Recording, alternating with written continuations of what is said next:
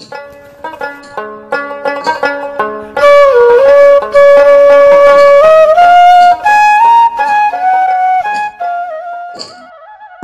আলাইকুম। আশা করি সবাই আপনারা ভালো আছেন। আলহামদুলিল্লাহ আমি অনেক অনেক ভালো আছি। তো হ্যাঁ, আজকে তো কয়েকদিন যাবত খুবই রৌদ্র উঠতেছে। আসলে আবহাওয়াটা এখন মোটামুটি সুন্দর আছে। তো যারা ভিডিওটা দেখবেন আশা করি সম্পূর্ণ ভিডিওটা দেখবেন। আর দেখতে দেখতে যদি আপুর ভিডিওটা ভালো লাগে তাহলে সবাই লাইক কমেন্ট শেয়ার করে দিবেন বেশি বেশি করে। আর যারা আমার নতুন বন্ধু আছেন তারা চ্যানেলটা সাবস্ক্রাইব করে পাশে থাকবেন। ও যারা করছেন তাদের অসংখ্য ধন্যবাদ। তো আবহাওয়াটা এখন খুবই সুন্দর, কিন্তু আরেকটা দিকেও সমস্যা, কারণ গাছে এখন 2 বেলা করে পানি দিতে হয়। যদি একবার একটু পানি না দেওয়া হয় তাহলে কিন্তু দেখা যায় গাছের অবস্থা খুবই খারাপ হয়ে যায়। আর মাশাআল্লাহ এই যে আমার ছোট মিষ্টি কুমড়া গাছগুলি আলহামদুলিল্লাহ কয়েকদিনের মধ্যে কি সুন্দর বৃদ্ধি পাইছে। তো কি এমন খাবার দিছি, থাম্বনেল দেখে আজকে অবশ্যই বুঝছেন যে আজকে বেগুন গাছ নিয়ে একটু আলোচনা করব, দ্রুত কিভাবে বেগুনের চারা বড় করা যায়। তো এই বেগুনের চারার সাথে সাথেও মিষ্টি কুমড়া চারাগুলি বা পাশের বরবটি চারাগুলি, এগুলির মধ্যে আমি কি কি খাবার দিছি, যে খাবারটা দিয়ে ছোট চারা গাছগুলি আলহামদুলিল্লাহ মাত্র 1 সপ্তাহের মধ্যে অনেকটাই বড় হয়ে গেছে। তো সেটাই আজকে শেয়ার করব। আসলে গাছ লাগানোর প্রথম শর্তই হচ্ছে মাটি। আমি প্রায় ভিডিওতেই আপনাদের সাথে শেয়ার করি, মাটিটা যদি একটু আমরা ভালোভাবে রেডি করতে পারি তাহলে কিন্তু আলহামদুলিল্লাহ গাছগুলো কিন্তু খুব সুন্দর করে কিন্তু বড় হয়ে যায়। আবার এই যে যেই শশা গাছটা, এটা কিন্তু আলহামদুলিল্লাহ পিছনে যারা না দেখছেন পিছনে ভিডিও আছে, দেখলে বুঝতে পারবেন যে কয়েকদিনের মধ্যে আলহামদুলিল্লাহ কতটুকু বড় হয়ে গেছে। তো এই চারা গাছগুলি আমি একটি মাত্র খাবার দিছি, আর সাথে একটা জিনিস একটু মিক্সড করে দিছি। তো তার কারণে আলহামদুলিল্লাহ কিন্তু দ্রুত কিন্তু গাছগুলো কিন্তু খুব সুন্দর করে বড় হয়ে যেতেছে। তো মাটিটা সবার প্রথমে আপনারা একটু ভালো করে রেডি করবেন, কারণ মাটি যত ভালো রেডি করবেন দেখা যাবে যে গাছ কিন্তু তত সুন্দর হবে, আর গাছ কিন্তু তত কিন্তু খাদ্য পাবে, খাদ্য পাওয়ার সাথে সাথে কিন্তু গাছ দ্রুত বেড়ে উঠবে। আর মাটিটা সবসময় নরম করে বা ঝুরঝুরে করে রেডি করার চেষ্টা করবেন, যাতে করে যে শিকড়গুলো বের হয় সেই শিকড়গুলি যাতে সুন্দর মতো গাছে ভিতরে মাটির ভিতরে খুব সুন্দর করে মেলতে পারে, তাহলে কিন্তু গাছ কিন্তু সঠিক পরিমাণে খাবার পাবে।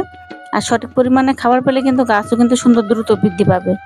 তো দেখা যায় অনেক সময় আমরা মাটিটা সুন্দর করে রেডি করতে পারি না, বা গাছ একটু চারা লাগানোর পরে কয়েকদিন দেখা যায় যে গাছেও একটু ঠিকমতো খাবারটা যত্ন করে দেই না, যার কারণে প্রথম কয়েকদিন গাছের চেহারা ভালো থাকলেও পরে কিন্তু আসলে গাছগুলি নষ্ট হয়ে যায়।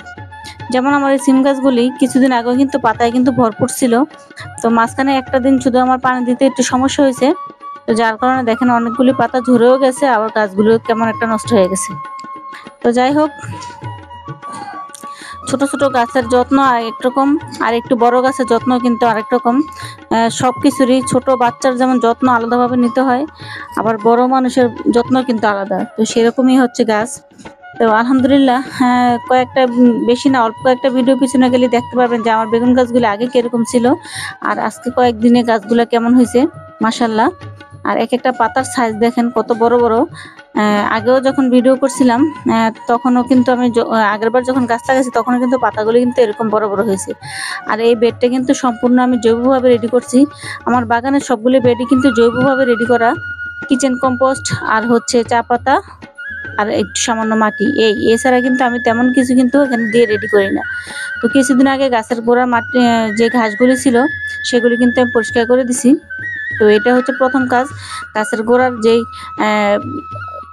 আবর্জনাগুলি থাকে, যেমন এই যে ছোট ছোট গাছগুলি একটু বড় হলে এগুলো কিন্তু উঠিয়ে দিতে হবে, তা না হলে কিন্তু গাছের কিন্তু অনেক খাবার কিন্তু এরা কিন্তু খেয়ে ফেলে। আর সবসময় এরকম মাটিগুলো যদি শক্ত হয়ে যায় এরকম করে একটু খুঁচিয়ে দিবেন, খুঁচিয়ে দিলে তাহলে দেখা যায় বাতাস চলাচল কিন্তু খুব সুন্দর হয়।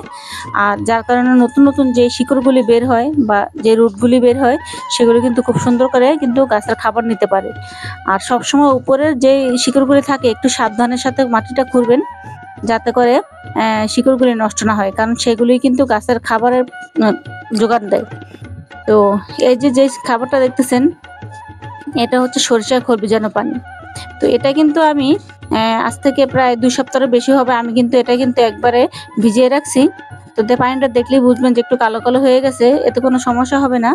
তো আমি কিন্তু গাছে তেমন কোনো খাবার দেই নেই, যে সিক্রেট খাবারটা দিচ্ছি সেটা কিন্তু এটাই, এই সরিষার খোল ভিজানো পানির সাথে আমি 1 চামচের মতো এপসম সল্ট এটার মধ্যে আমি একসাথে সরিষার খোলের সাথে কিন্তু ভিজিয়ে রাখছিলাম।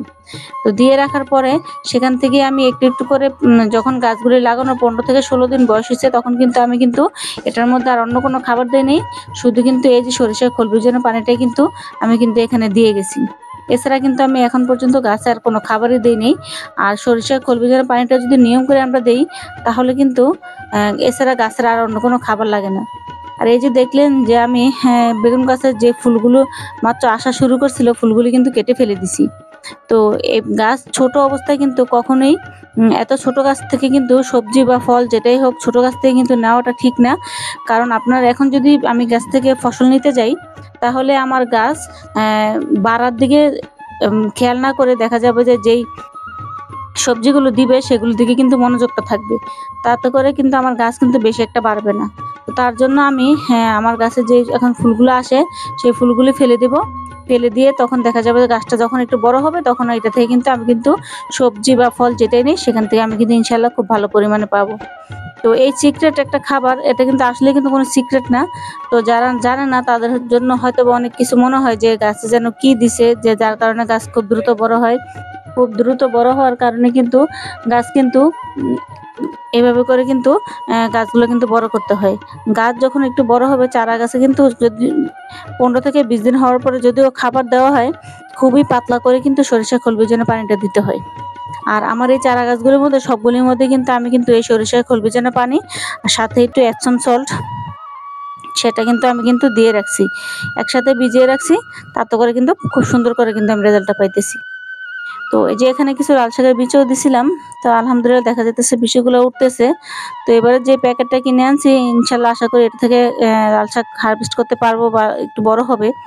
তো বিচি আরেকটা জিনিস হলো, বিচিটা যদি ভালো হয় তাহলে কিন্তু গাছও কিন্তু খুব সুন্দর হয়। আর মাশাআল্লাহ এই যে মিষ্টি কুমড়া গাছগুলি এখন কিন্তু দেখতে খুবই সুন্দর লাগতেছে।